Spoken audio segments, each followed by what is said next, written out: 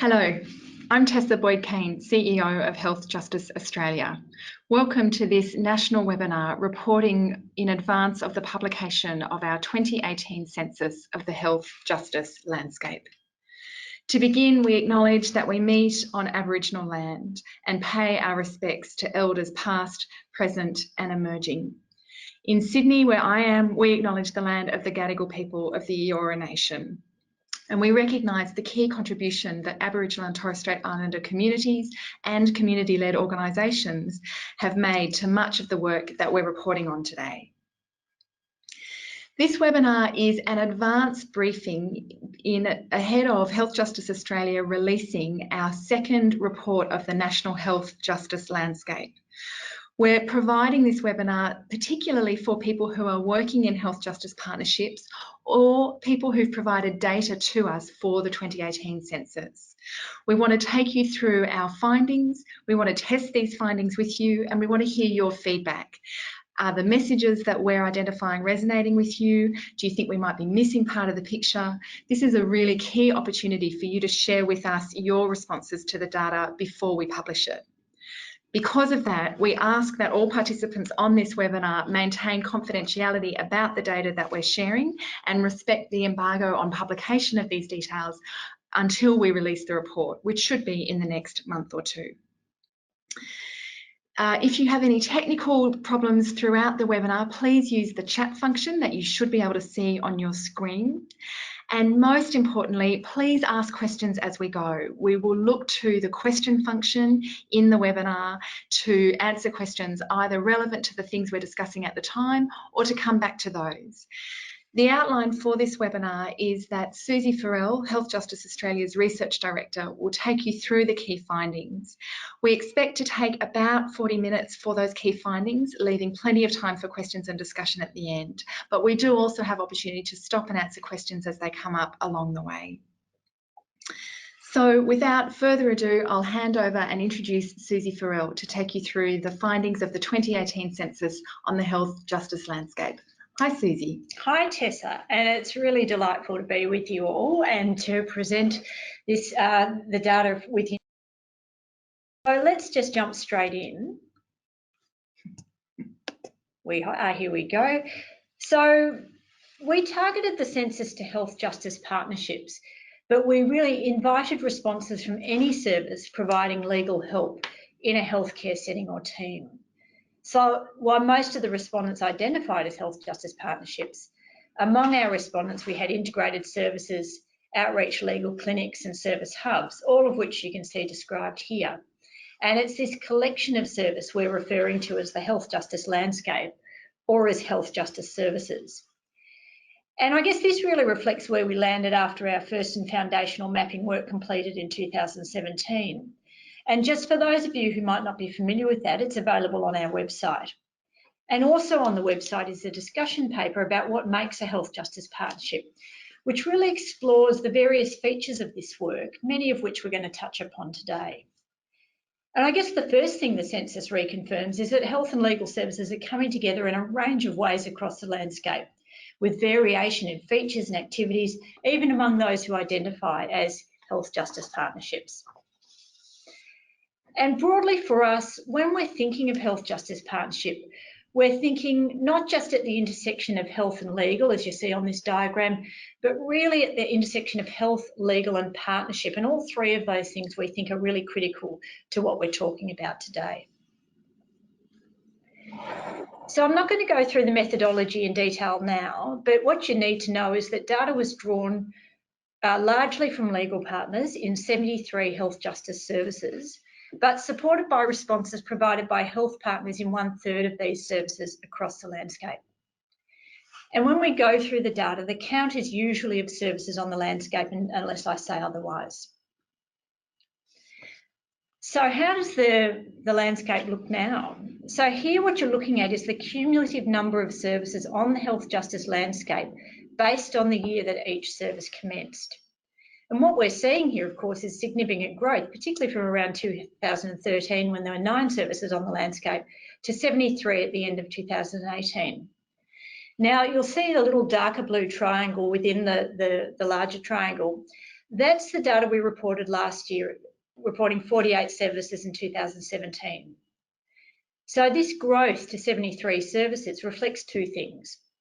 It reflects some additional services on the landscape, but it also reflects higher participation by existing health justice services in the 2018 census. And you see that by the number of extra services all the way back to 2008 and 2009. And in particular, these numbers include more services operating as legal outreach clinic in health settings, but don't necessarily identify as HJPs. But in terms of new services, there were 14 new services that started in 2017 and 8 in 2018. And as was the case in 2017, the majority of services on the health justice landscape are in the eastern states, with 29 reported in New South Wales in 2018 and 28 in Victoria, which includes one that sits on the border. So the rise in New South Wales from 15 in 2017 is largely due to more comprehensive reporting by Legal Aid of its wide network of health justice-based outreach clinics and health justice partnerships. We see probably more CLCs driving partnerships in Victoria and integrated services there, and there are 2 service hubs reported in New South Wales. So whipping straight into the settings, on the left, you'll see on the inner circle, 38 health justice services were located in one or more primary health settings. And of interest to us, 15 of which were in Aboriginal health services. Now, of those 15, 14 of the Aboriginal health services, the partner was an Aboriginal community-controlled health organisation, which is fantastic. We have 30 partnerships in hospital settings, or in at least one hospital setting, and 9 in at least one community support setting. And what we mean by those, they might be child and family services, a public housing setting, residential rehabilitation services, that kind of support, and more general support for people with mental health issues. And interestingly, why about 2/3 of the partnerships say they operate only in one type of setting, the remainder are in 2 or more, so maybe a hospital and a community health setting. So I'm just going to whip straight to legal partners. So in those settings, we're seeing legal partners, generalist or specialist community legal centres as partners in 2/3 of the partnership, and they're represented in blue there. And legal aid commissions in 43% of partnerships. Now, there's a bit of overlap there because some partnerships have more than one legal partner. We have a private law firm in one, and we were delighted to see we have an Aboriginal and Torres Strait Islander legal service as a legal partner in one partnership, which is the first time we've seen that, and we're really thrilled to see that. If you've just joined us, this is the webinar on the 2018 Census of Health Justice Services in Australia. This is an advanced preview of data that we will be publishing in the coming months. And we're using this webinar to test our findings with practitioners working in health justice services across Australia, and critically with the people who provided us with these data. If you've got any technical problems during the webinar, please use the chat function. And if you've got any questions for us as we go, please use the question function. We're keeping an eye on those, and we'll come to those questions either when you ask them or at the end. I'm Tessa Boyd-Kane, and we're joined by Susie Farrell, Health Justice Australia's Research Director, who's taking us through the content of our report. Susie, we're looking at this slide that talks about health settings and legal partners. Why this point of comparison instead of health to legal partners? Okay, it's a really good question. We, of course, have information about health partners in the full report. But because of the overlap between health settings and health partners and a short amount of time we have with everyone today, I thought it was probably more helpful just to focus on health settings at this point. I would note, though, however, that among the health partners, they're health and community partners, and among those include local councils who support maternal and child health nurses. So really, there's a really interesting story to be told when you get to read the report as well. Thanks. Okay, this time in this survey, we drilled down a bit further, and and for those 30 partnerships which were based in a health setting, we asked the legal partners which parts of the hospital they liaised with. And what you see here is 6 said that they liaised right across the hospital. Of the remaining, 15 specifically noted they work with social work, 9 indicated they work with maternity, 8 with allied health, 6 with mental health. Susie, were these mutually exclusive, or what, might we be looking at a health justice service in a hospital here that could be working with a maternity or a perinatal unit and also with a mental health clinic? Yeah, no, absolutely. Apart from those who, the people who said they were working with the whole hospital and then ticked every other area, we've just counted as the whole hospital. But otherwise, yes, so people could certainly say they worked with, say, social work and mental health or maternity and allied health, absolutely. That's why it adds up to more than 30.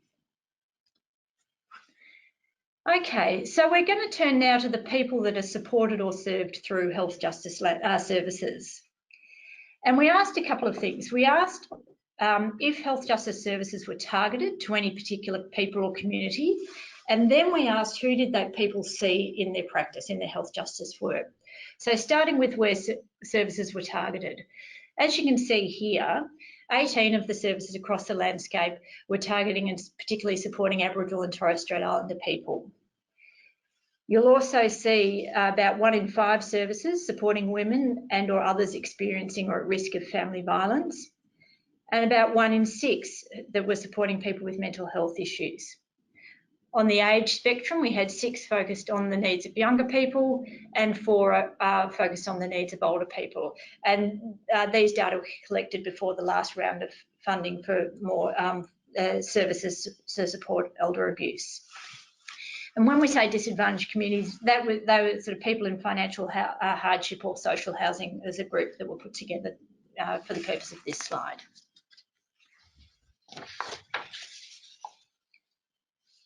So from now on, I'm going to start reporting percentages, and they'll be the percentages of those who answered the question rather than the full 73, because some people started the survey and didn't get all the way through. And the base numbers are on the slide. So the story here, we're now looking at clients assisted rather than clients targeted, and there's some really interesting stories to tell here. So I think what it tells me is that the health justice services are really targeting people with intersecting needs on the landscape and not just in specific services. So noting this is based on estimates by lawyers of the client groups they see, all services estimate that at least some of their clients are experiencing economic disadvantage, with 79% saying that is most of their clients. So what we're seeing is services across the landscape reaching those with less resources to employ their own lawyer. And that's the kind of thing you'd expect to see from a public legal assistance service. Susie, it looks like there's lots of really interesting data here. Can you just help us really understand how to read this graph? Are these percentages of respondents saying yes to each question, for instance, on economic disadvantage or on family and domestic violence, or are they respondents overall? Yeah, so these are the respondents to each question. So we listed a list of kind of features or groups and asked, you know, what proportion of your clients do you estimate experience this particular issue or have this characteristic? And so that's why you're seeing here that that 80% of services said that most of their clients are experiencing economic disadvantage, and the remainder said at least some of their clients are. When we go to family violence, you'll see here that it's probably 88% said they're seeing at least some clients experiencing family violence, and a third saying most of their clients are experiencing family violence. The remainder are no, or they didn't know if their clients are experiencing family violence. So in fact, only probably 5% of services said they are not seeing family violence specifically. What interests us is why you've got, you know, nearly 90% saying that they're seeing family violence. That compares to only 1 in 5 services actually targeting family violence. So it's saying that family violence is an issue that's seen right across the landscape, not just in specialist services. And we talk about that as complexity, also picking up some data that was recently released by the Law and Justice Foundation, which indicates that people experiencing family violence are 10 times more likely than others to experience a wide range of family, civil and criminal law issues. So again, to us, that speaks to family violence as an area of real complex need, and knowing that legal and other need intersects. It's interesting, isn't it? Because for people who, particularly for people working in the community legal sector, it wouldn't come as a surprise that community legal assistance services are being used by people who are experiencing economic disadvantage, particularly. But in fact, we haven't had those data about health justice services previously. And there's always been, I suppose, a possibility that if you're bringing community sector lawyers, particularly into health settings that are not means tested, health settings that are intended to be universal, you could see quite a different mix coming through. So I think for our purposes, that's both a real validation of the importance of legal help in a health setting in terms of unmet need, and particularly for people who are vulnerable to legal need that might affect their health. But I guess the other thing it really raises is this question, Susie, that you're pointing to about the difference between how you target clients and how accessible you are to people broadly. And for us, we might come back to this in the discussion later, but for us, I think there's real implications here, particularly in our work with funding and policy bodies, about how funding programs are setting up opportunities for these kinds of services that might well target an area of need. But, we want to make sure that they're not excluding, really key avenues for, as you say, addressing complexity in the way that people are most comfortable to have those issues addressed. Absolutely, and I think that's the other thing, that funding streams can be very tight in their brief, but the reality for people is that they have a whole range of intersecting needs, and people don't fit into single buckets, if you like, or baskets of characteristic or need. And again, you see the same thing with mental health and addiction. So you've got 1 in 6 services across the landscape specifically targeting that issue, but of course mental health is something that is experienced much more broadly. And picking up your point again about economic disadvantage and targeting complex needs, one of the real values of Health Justice Partnership from a legal service point of view is that opportunity to reach and assist people who would otherwise not get that help. And I think this is really validating Health Justice Partnership as a tool for that intent.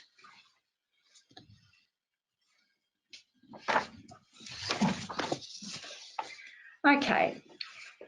So we also asked a number of questions about the types of legal issues dealt with in the health justice services. But what I'm going to show you here is what lawyers said were the 3 most common issues that they saw in their practice. Now, I know this is a bit tricky to read, so I'm going to try and take you through it slowly.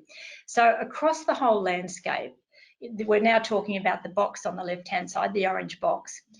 51% of services, so half of services, said that family violence was one of the top 3 issues that they saw.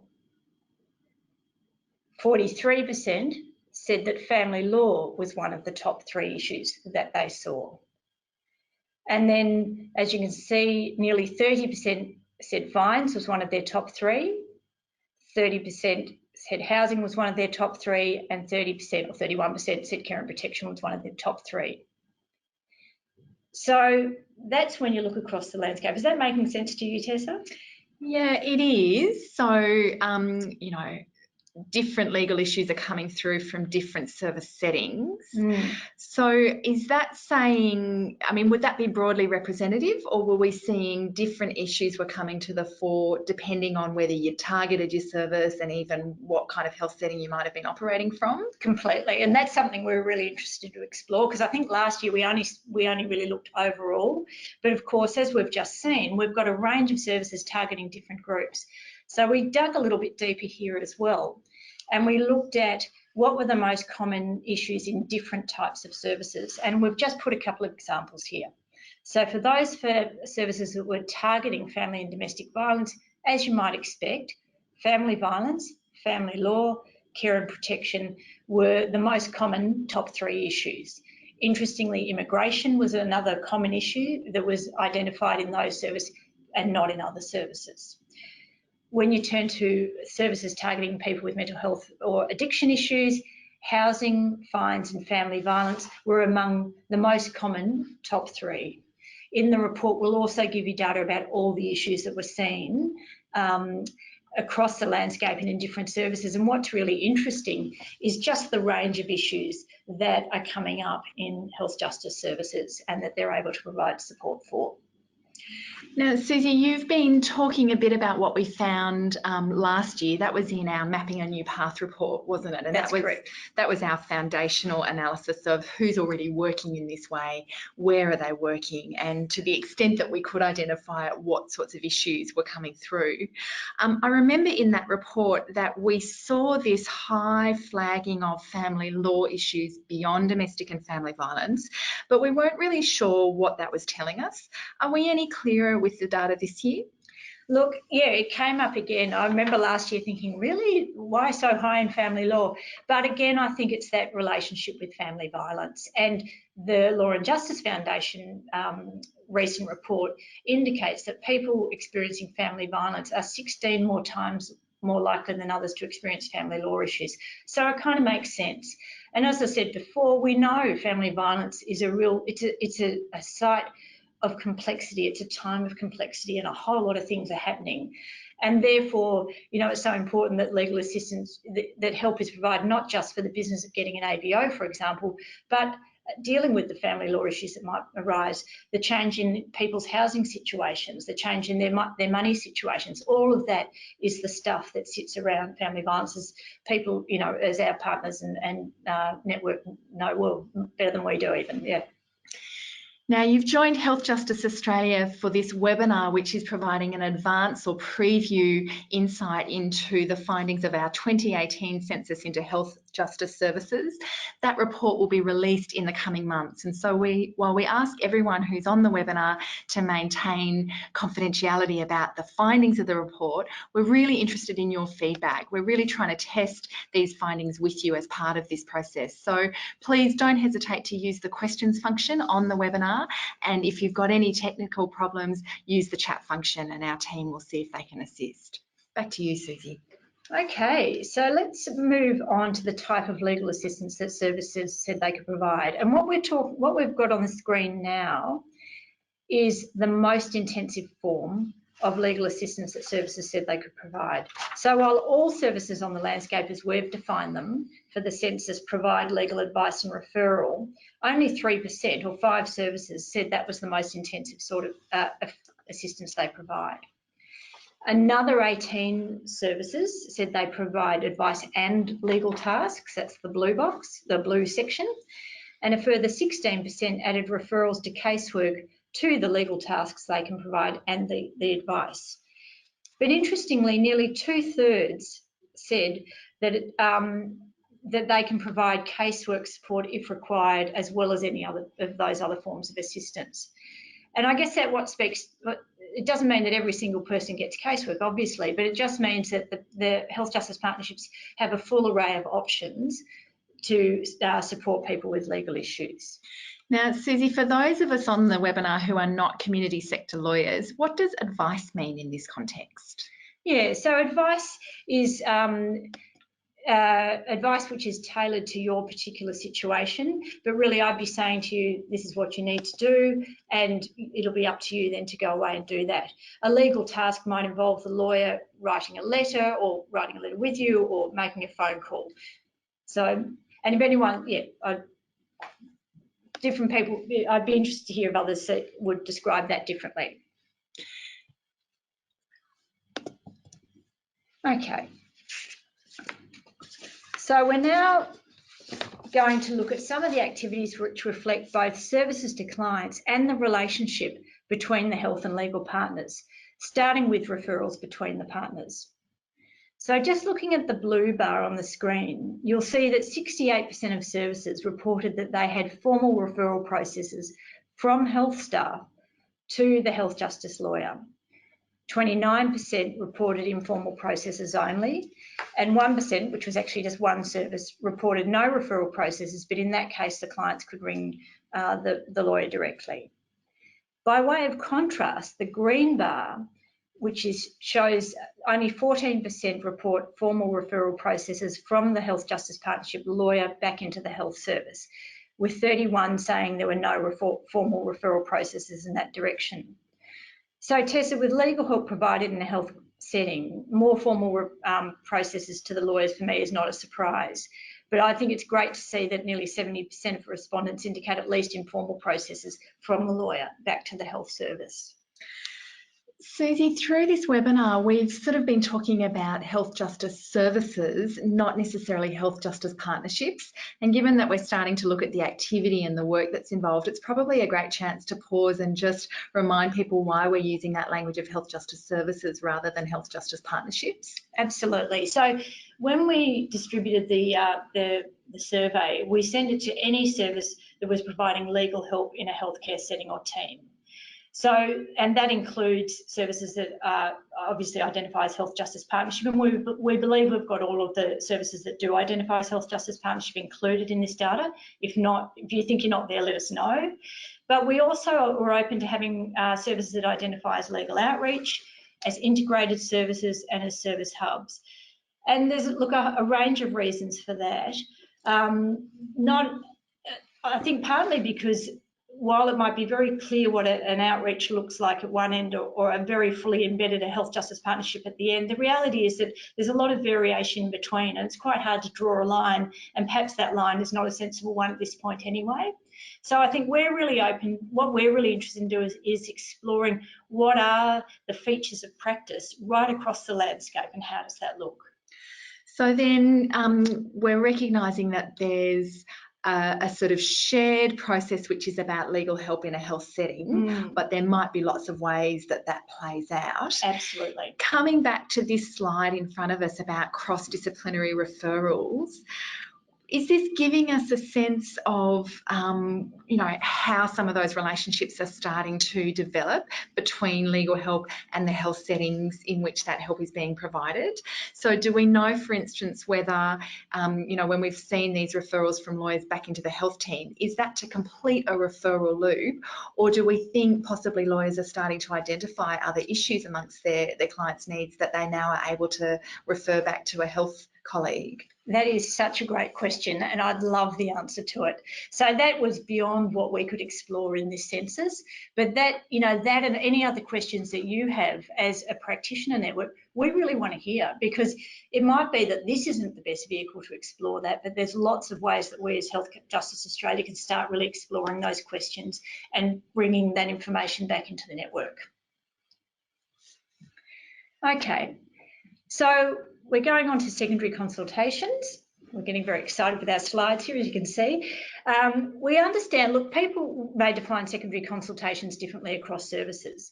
So in this census, we define secondary consultation as when a lawyer provides information to a health professional, for instance, about a legal issue facing someone they're assisting, or equally when a health professional provides information to a lawyer, say about the impact of a health issue facing one of their clients. And again, we're happy to hear back from you if this is different to your understanding.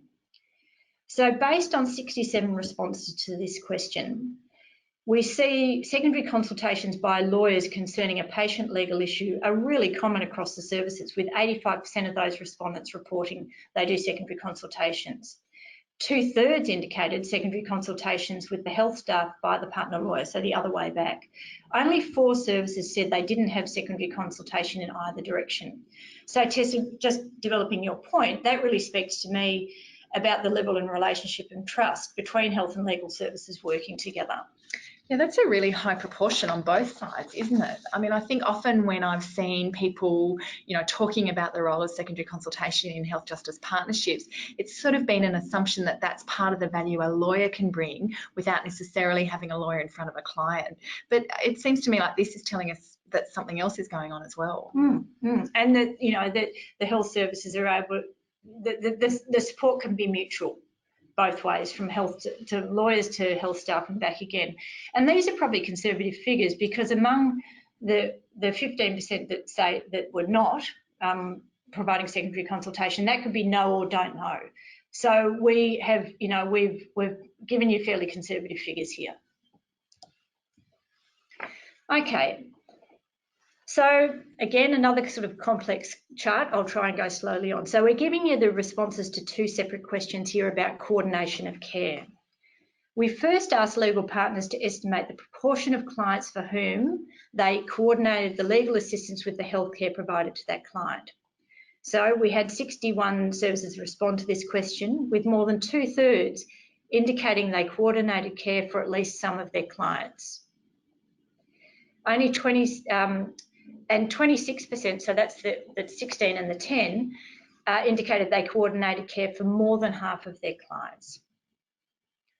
So moving to the second question, fewer services reported having a lawyer participated in clinical team discussions, with 61% of respondents to this indicating that occurred none or very few clients.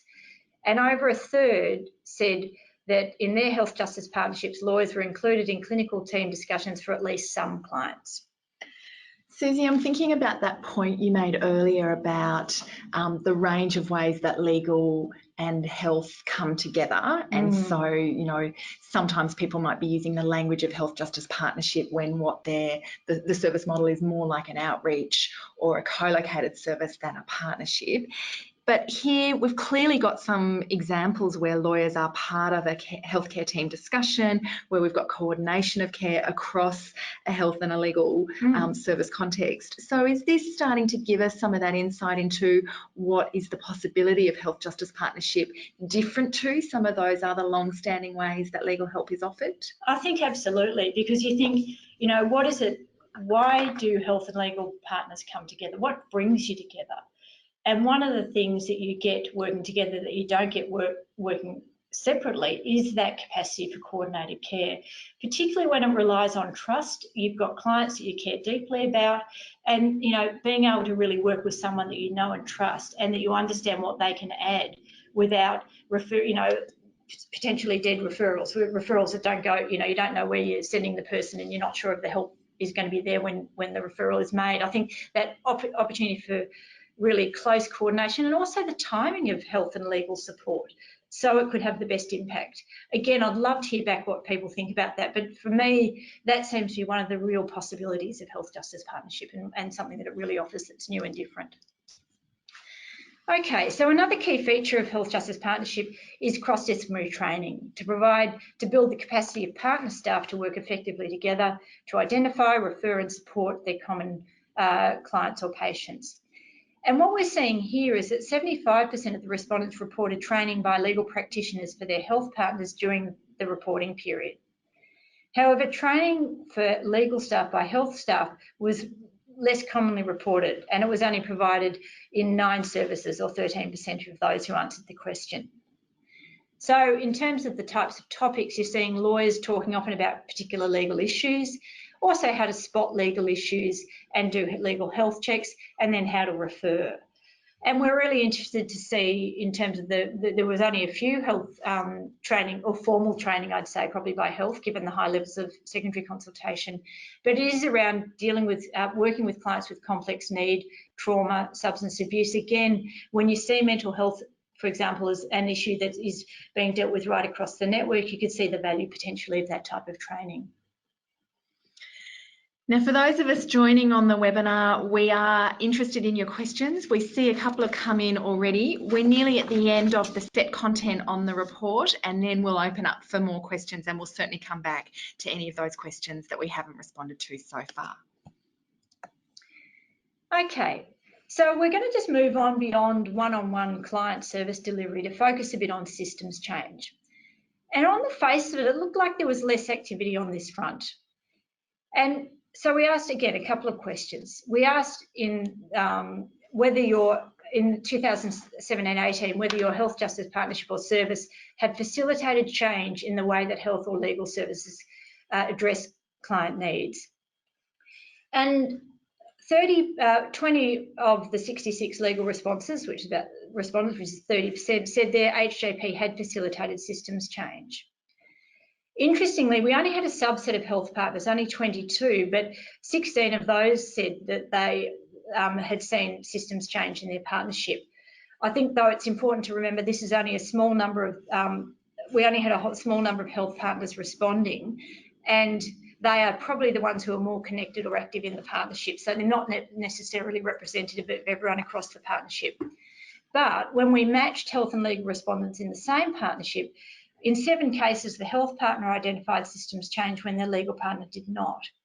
And I guess that what it said to us is there's potentially differing perceptions about what systems change actually means and what's involved. And that's, I think, a really good question. And I mean, you could argue that the fact that legal help in a healthcare setting, the training, the collaborative practice, everything we've seen so far, is in itself systems change. And perhaps that's the perspective that is more common among our health respondents. And I think something we really need to explore further to sort of confirm that. It's interesting, isn't it? Because systems change has been quite central to the evolution of this model. Certainly for the medical legal partnerships in the US, that idea about health and legal services coming together, both for individual areas of need and also then to connect their voices to opportunities for systemic advocacy and for broader systems change. I mean, that's been really central in the US model for more than 20 years, and that's the model that we've imported and translated into the Australian context. And I think even for people who, you know, have been around in this movement since it began in Australia, the original language was advocacy health alliances. That's right. Before we moved to health justice partnerships. So again, that real reflection that advocacy at both an individual and a systemic level were possibilities. And yet, as you say, we're seeing here quite low levels of reporting, particularly from our legal partners. I'm really interested, Susie, in your point that maybe people are, you know, thinking about whether there's a difference between systemic advocacy and systems change. Exactly. And I suppose part of the question for us is, you know, how do people understand what that work is, and then how do they see their own role in that work? You know, if you've innovated and changed a service model, that's already an example of changing the system that you're working within. So lots more for us to think about there, isn't there? Yeah, no, absolutely. And I mean, even though that is a small number that have said that they're involved in shared policy advocacy or law reform, and remembering it was just in that financial year, you know, we have seen enthusiasm expressed to us by health justice partnerships wanting to engage in policy advocacy. And again, I'm interested in your view, Tessa, about that as an area that HJA can really pick up and support partnerships on. Well, in fact, the next opportunity that we have to really develop that thinking and to really test what that can look like across our network is through our upcoming national conference, Health Justice 2019, which we're holding this year in Sydney from the 24th and the 25th of September. We have just published the streams for that conference, and very clearly we've structured the discussions at the conference around things like systems change, including tools like systems mapping, but also the opportunity for people who are working towards outcomes like health and justice from quite different perspectives and from quite different disciplines. And we're really hoping that that conference will bring people together in a way that enables the sharing and learning from each other and collaboration around what might a systems change agenda look like through this network. All right, let's move on. Okay, so now we're going to turn to some of the features that relate to the business of partnering, bearing in mind that these are just a small fragment of what partnership can be involved. And Tessa, after I've gone through this data, I might come back to you about some of the resources and the ways that the sort of resources that do help partnerships work together and build and strengthen their partnerships. So just back to the data for now. We asked whether services had an MOU, and more than 3/4 of those who answered the question indicated they had an MOU with their partner. And while one integrated service said, well, of course, it's not applicable to them because they're a single service. But 71 said they had their roles and responsibilities outlined in that MOU or other formal documentation.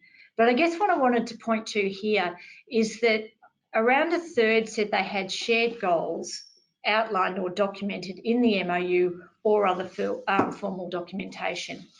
And that's an increase from the 1/4 who indicated they had shared goals in the 2017 mapping.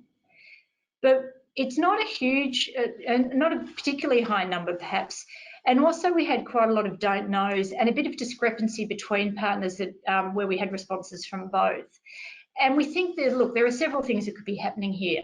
It could be that the survey question was not clear or a bit limited, or that the goals were outlined initially but maybe aren't visible to the current staff. Otherwise, it might be goals are very clear to staff but not formally recorded. We don't know that detail, and that's something we can explore. But I guess at a minimum, it really points to the further support that HJA can provide to partners on the landscape to support partners to develop shared goals together and to communicate these goals and revisit them and amend them as required. And as you say, Susie, this doesn't tell us yet how effectively people are working towards those shared goals. Absolutely. Or even in partnership more broadly. But this certainly is something that Health Justice Australia has been doing a lot of work on. And so this is a nice opportunity for us to promote our new resource, supporting practitioners to review the way we partner. That's now available via the Health Justice Australia website. And of course, Health Justice Australia continues to provide opportunities to support partnerships in how they work together. So give us a shout out on this webinar or get in touch with us directly if you're interested to hear more about that work. Okay. So we also asked partnerships how often they met to discuss HJP activities, progress, the health of the partnership or strategic direction. As you can see from here on to the left of the screen, around 40% met monthly, quarterly or more frequently, and a further 8% met 2 to 3 times a year. And up in the corner, you see that there's about 21% that said they met informally or on an ad hoc basis. The 9 that said that they didn't meet at all tended to be working in more outreach legal clinic type services than others. Okay, I'm going to keep moving on because I know we're running out of time and go straight here to funding. Now, we've got quite a bit of data on funding, but what we're just going to show you here is the main funders for services on the landscape, recognising that for 4 out of 5 respondents, the main funder covered between 75% and 100% of the funding in that partnership. So in 58% of services, the legal partner was the main funder, often by way of provision of legal staff from core funding. The 6% of legal sector you see there is those funded with the Victoria Legal Service Board grant funding. Much of the Commonwealth Government is really the Women's Safety Package funding, which was to 7 HJPs, though 4 of those are provided by the same legal partner in partnership with different hospitals. And so just a reminder there, these data predate the second tranche of Commonwealth Government That's funding, right. which was as part of the service trials under the National Plan to Address Elder Abuse. That's correct. What we're seeing is the health services as a main funder in only 3% of services on the landscape. And again, that's something, maybe I guess it speaks to me about more work we can be doing to be able to talk to health services about the value of health justice partnership to them and their funders. And also to be able to hear from health services about what value they're seeing in terms of things that they're not able to address without this kind of a partnership. But I guess what this says to me is this is some really key data for our funding advocacy. And again, we'd really love to hear from our network about, your experience working with funders around support for this kind of a model. Absolutely. And before we go, we also just wanted to acknowledge the non-financial contributions that are made by partners. And what you're seeing here are contributions over and above the time of lawyers and the time of health staff directly involved in supporting clients and their work around referrals, secondary consultations and the like. So in addition to all of that client-related work and relational work, we see health partners reporting the provision of office space, admin support, executive oversight, staff hours and training, and equally legal partners reporting oversight and governance, supervision of lawyers, CLE, and referrals from the Health Justice Partnership, which were picked up by the partner legal services in their separate work. So Tessa, that's all the data I'm going to present now. Thanks very much, Susie. So reminder for those of us who've joined this webinar, this is a preview of findings that we will be releasing in the coming months from the 2018 census into services on the health justice landscape. We've had a number of questions come through the discussion, which we'll turn to now, and we also really encourage you, this is a chance to get some live responses from us and have some of this discussion among practitioners on the network, and then of course you can follow up with us on the contact details that we've provided on the screen right now. So Susie, we've had a couple of questions come in to pick up really the most recent data that you were just talking to us about, and that was the ways that some of these services are working together. One question that's come in is whether we collected any data around secondary consultations to staff as opposed to patients or clients coming through services. No, we can't in our data see the difference there, but thank you for flagging that, because that is something that we could do in future work. And again, if there is that or other things that you think you as a network really want to know, do let us know, because that is the scope we have with the census, to be coming back and picking up issues like that you've just identified. So thanks for that. We've also got some interest in the Law and Justice Foundation report that you mentioned in relation to the needs of people experiencing family violence. So I might invite you to tell us a little bit more about the key findings from that report, but in particular the query that's come through is exactly what were the rates that were being reported, and potentially a sense that in fact some of the unmet need might be greater than the figures people heard you talking about. So do you want to just share a bit more about that and maybe tell people where they can find that report? Yeah, I might have to do that because I don't actually have the report right in front of me now. But if you go to the Law and Justice Foundation of New South Wales website, it is a recent report. The author was Christine Kumarellas. And what it is, it's an analysis of the law survey data where they've cut the data from a slightly different perspective. So they've taken those people who indicated they were experiencing family violence and compared them to all the others who were not experiencing family violence, and then looked at the number of legal issues that they face and the types of legal issues. So I think it's definitely worth having a look at. I think given the findings of the census, it really backs in the type of approach that we're taking, in my view. Now, we've had some really lovely feedback from people on the webinar. Susie saying thank you, that there's some great data there and some good food for thought. Really encourage any further questions. We've got a bit more time still on this webinar, so if you've got any questions, even if you want us to go back over any of the data that we've covered, please feel free to ask now. In the meantime, this is a good opportunity for us to share with people on the webinar what other resources we've got available and coming up. So we've already mentioned the resource that's currently available on our website to help people look at some of the features of their partnerships, and that goes along with a whole lot of support that the Health Justice Australia team can provide in terms of reviewing partnerships, mentoring people through the really tricky realities of partnership.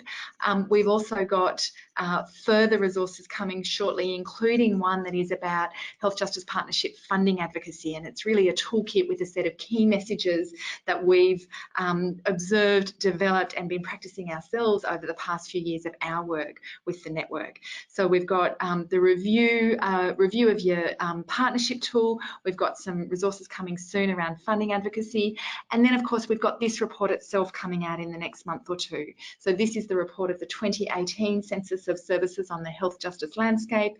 It builds on the foundational report we published in 2018, which was our Mapping a New Path report, and there'll be a range of resources produced as part of this report, including this webinar when the report goes live. Thanks very much for your attention and your interest.